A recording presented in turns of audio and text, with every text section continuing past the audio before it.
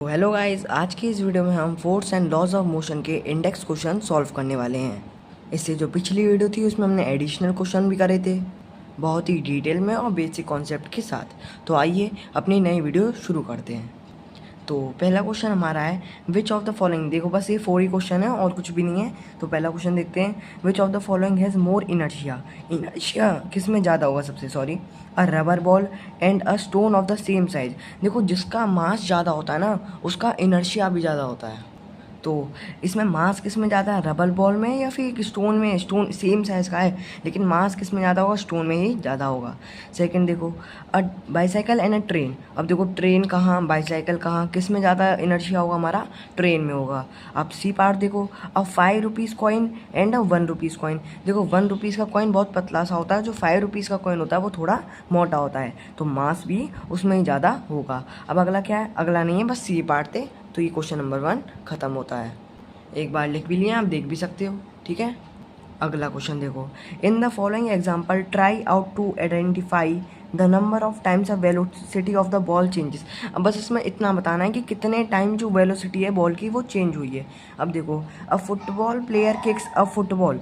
एक football player ने football को किक किया टू अनदर प्लेयर, अपने टीम के ही अनदर प्लेयर को फुटबॉल प्लेयर ने किक किया, तो फिर क्या होगा, उसकी वेलोसिटी चेंज होगी बॉल की।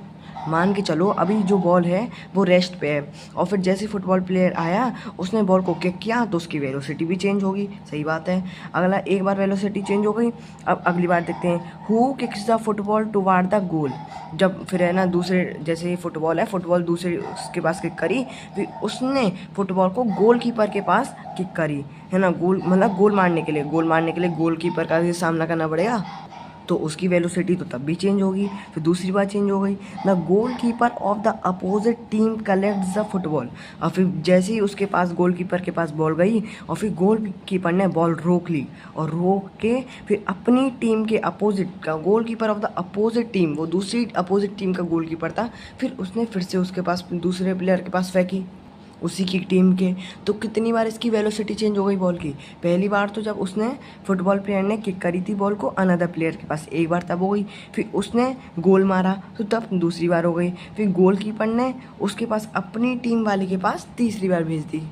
अब गिनो कितनी बार उसकी वेलोसिटी चेंज हुई, ध्यान से गिनना। जब फुटबॉल प्लेयर ने बॉल को किक किया दूसरे प्लेयर की तरफ पहली बार तब हुई है, और who kicks the football towards the goal, फिर उसने गोल की तरफ किक करा दूसरी बार तब हुई है, और goal keeper of the opposite team collects the football, और फिर उसने जब कलेक्ट करी फुटबॉल को ली अपने पास तो उसकी वेलोसिटी फिर चेंज हो गई होगी, शायद कलेक्ट करके उसने ज़ीरो पे कर दी उसकी वेलोसिटी, मतलब वो रेस्ट पे कर दी हो, रोक दियो थोड़ी देर के लिए। और फिर जब गोल कीपर ने फिर से उसके पास अपने प्लेयर की टीम, जो उसकी टीम है उसकी तरफ बॉल फेंकी, तो फिर उसके 4 बार, मतलब 4 बार उसकी वेलोसिटी चेंज हो गई। तो इसे यहाँ पे मैंने लिख भी लिया है, देख सकते हो आप, 4 times the velocity changes of ball.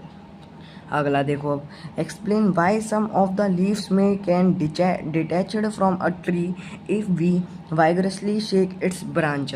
अगर देखो जैसे कि ट्री है, ट्री के, ये ट्री है हमारा और उसकी ब्रांच को हम हिला रहे हैं, बार बार हिला रहे हैं, तो फिर उसकी जो पत्तियाँ होंगी ना, लीव्स होंगी, वो नीचे गिर जाएंगी। ऐसा क्यों होगा, जब हम ब्रांच को बार बार बार बार हिला रहे हैं तो फिर वो है, वो किस में है, ब्रांच क्या हमारी मोशन में आ गई। लेकिन जो लीव्स होंगी उसके, उससे जो जुड़ी हुई लीव्स होंगी वो अभी मोशन में नहीं आना चाहेंगी, क्योंकि वो अभी पहले से रेस्ट में थी, तो वो अपना इनर्शिया ऑफ रेस्ट ही फॉलो करेंगी और वो मोशन में नहीं आएंगी।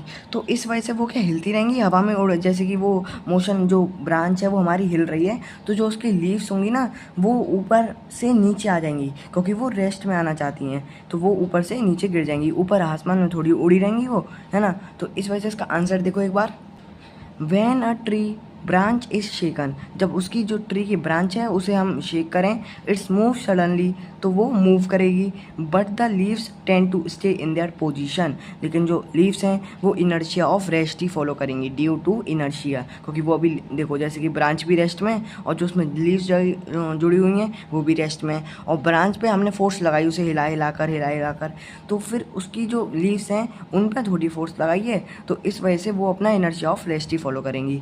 As a result some leaves may get detached and fall down, तो रिजल्ट में क्या होगा, जो लीव्स हैं वो नीचे गिर जाएंगी। जो लीव्स उसे अटैच थी ना वो नीचे गिर जाएंगी ब्रांच से। अब इसी तरह अगला देखो, why do you fall in the forward direction when a bus moving brakes to a stop.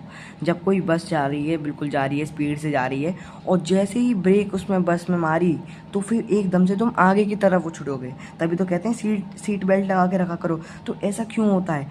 And falls backward when it accelerate from rest. और जैसे कि आप बस रेस्ट में हैं और फिर एकदम से स्पीड पे आ गई तो आप एकदम से पीछे की तरफ होंगे। ऐसा क्यों होता है?